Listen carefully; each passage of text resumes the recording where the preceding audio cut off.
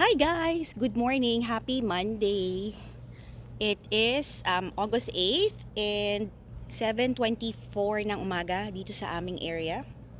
Tapos na tayong kumain. Nakaalis na si Daddy at pumasok na siya sa work.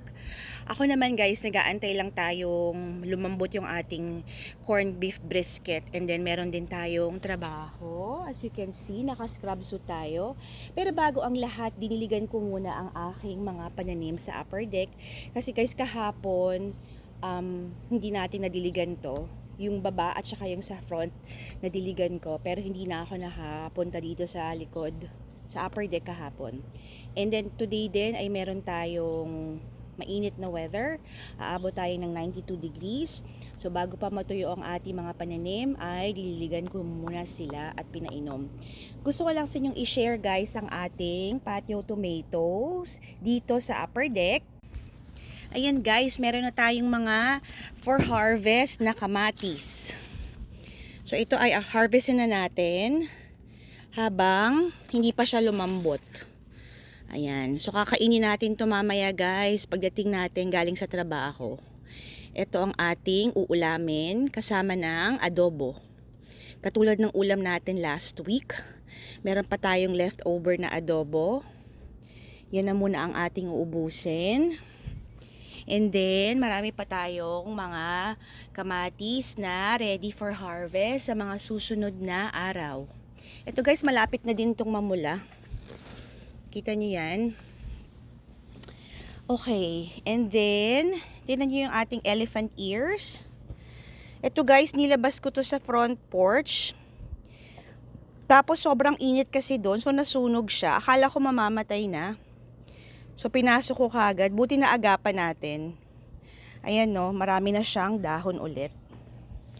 Ito yung nabili namin ni Daddy na naka-clearance sa Home Depot.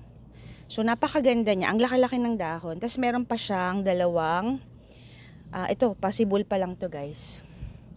Ito naman yung ating pineapple.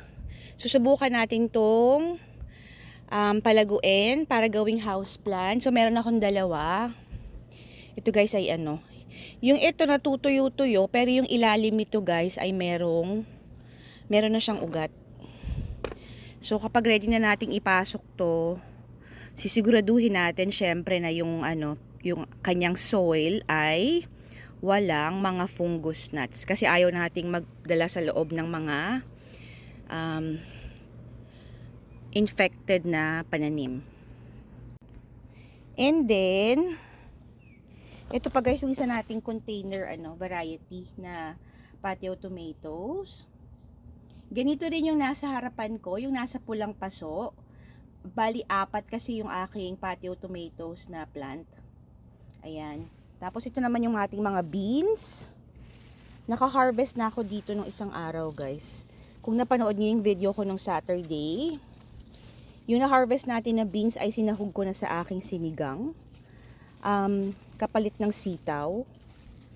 Which is masarap na masarap pa din. Tapos may mga bulaklak pa siya guys. So ayan, meron pang, ayan guys, hindi muna natin siya bubunutin kasi namumulaklak pa.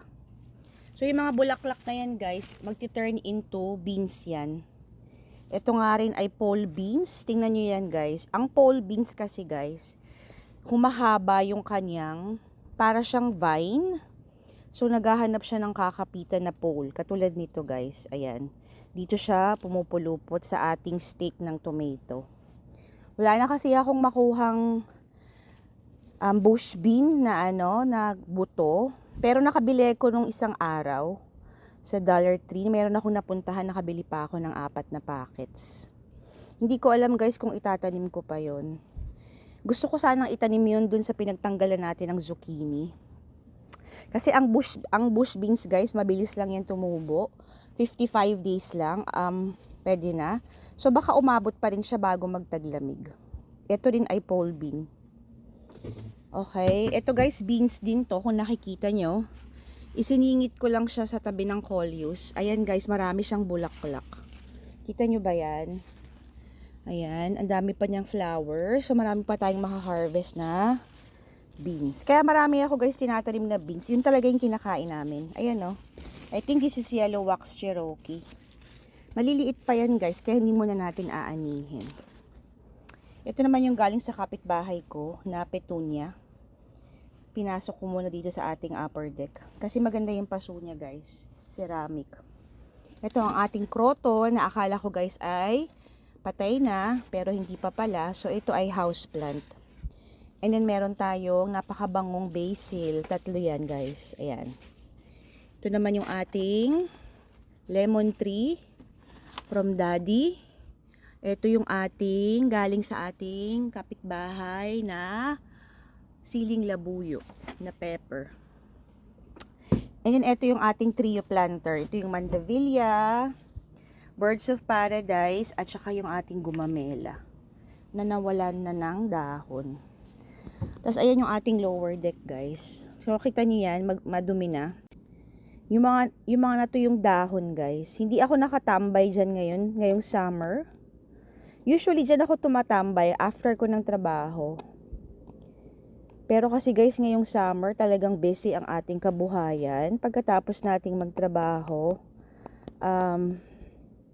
nagta-type na tayo dito sa may upper deck ng ating computer works. Tapos sobrang init din. Pag summer dito guys, yung humidity is napakatindi. So bihira akong tumatambay sa labas dahil sa sobrang init nga. Parang sumasakit yung ulo ko tsaka hindi tayo makahinga. Ayan guys, yung sa corner na yun ay watermelon, tas ayan yung mga kamatis natin. Ito tomato, yung tomato din. Doon naman guys, kung makita nyo yun, yung nakasabit na yun sa railing ay green beans din yun, yung mga yung mga mahahabang dahon. Tsaka naglagay ako ng marigold na bulaklak. So, ang ating mga hanging baskets ay magaganda pa din. Ayan. Tingnan niyo yung ating awning. Sobrang luma na nito, guys. Sobrang tagal na. Tingnan niyo yung fabric ng awning natin. So, itong awning, guys, binubuksan ko to pag sobrang maaraw. Tapos, dyan ako nakaupo. Binubuksan ko lang yung electric fan. Pero this year talaga hindi kaya ng powers natin. Sobrang init. Ayan. So, ito na ang ating upper deck garden update. So, meron tayong isang kamatis. And marami pang ready for harvest sa mga susunod na araw na green beans. Actually, ito malaki na guys. Kunin na natin. Nagtago to. Hindi ko napansin nung nag-ano tayo. Ayan. Palakihin natin para masarap. Ayan. Ito rin, green beans din to guys. Tinuso ko lang dito kasama ng coleus. Tingnan nyo yan guys, oh. Malungkot yung coleus natin kasi nga hindi ko sila nadiligan kahapon. Ayan. Hindi ko pa rin to natatanggalan ng mga yung bulaklak. Sobrang busy nga natin eh. Alam nyo ba guys, nung Saturday, tsaka kahapon, parang gusto ko lang maupo. Nanood lang ako ng Netflix. Tinamad tayong kumilos.